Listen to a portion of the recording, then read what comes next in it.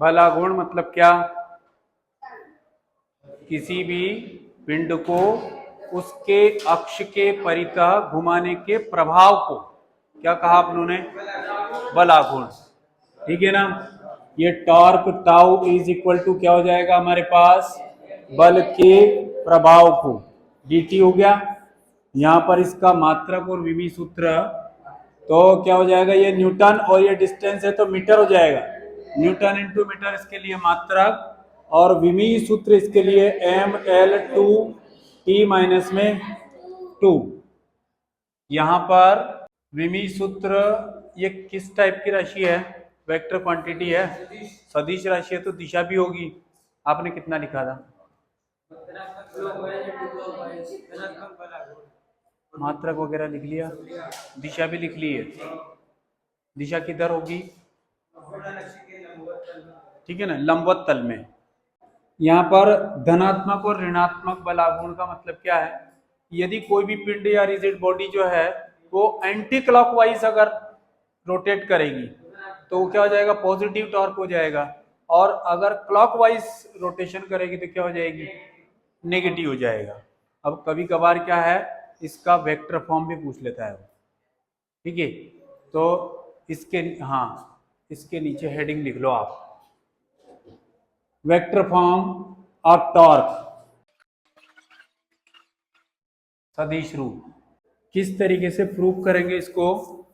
यहां देखें आप, हमारे पास एक कोई रिजिड बॉडी है, इसका कोई एक इमेजिनरी एक्सिस है, सपोज एक्स एंड वाई। यहां ये क्या है आपके पास? रिजिड बॉडी है। ये क्या है इसके लिए? Rotational axis.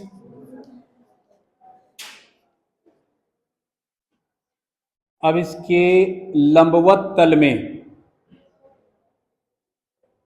यहां कोई P पॉइंट है, इसका जो कोऑर्डिनेट है यहां पर जो D डिस्टेंस पर है, यहां इसके अराउंड जो है वो रोटेशन कर रहा है। ये वाला जो इसका पोजीशन वेक्टर है, स्थिति सदिश, इसको शो करने के लिए अपनों ने क्या बात की? बल का परिमाण, घुमाने के परिमाण को कह रहे हैं अपन। तो ये फोर्स अप्लाई कर रहे हो आप, इसको थोड़ा सा इमेजिनरी तरीके से आगे बढ़ाएंगे तो ये एंगल बनेगा कि नहीं? ये थीटा, तो ये भी एंगल बनेगा क्या? थीटा। और ये कितना हो गया? 90 डिग्री हो गया। ये फोर्स का मैग्नीट्यूड है।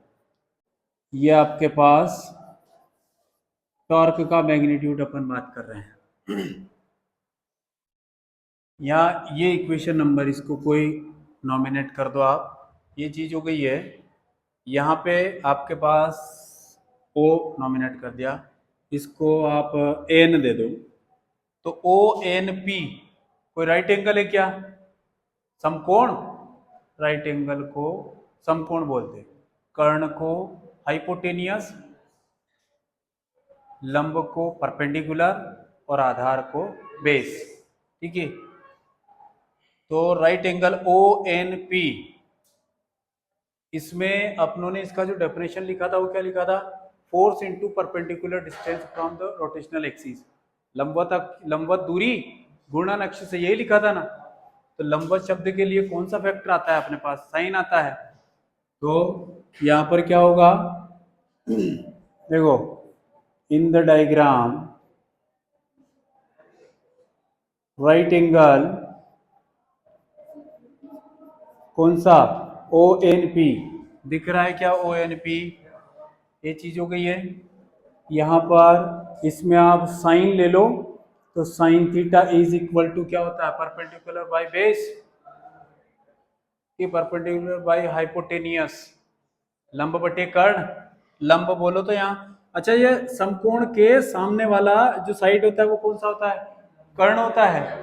और ये एंगल है ना, तो इसके सामने वाला आपके पास परपेंडिकुलर होगा, लंब ओ एन। तो लंब बटे कर्ण, सही है। और दोनों को डिराइव कर रखा है यहाँ पर तो O N is equal to OP sine theta, correct है क्या? बुक में यहाँ 5 भी लिखा हुआ है तो कंफ्यूज होने की जरूरत नहीं है, उसकी कला है, एंगल है।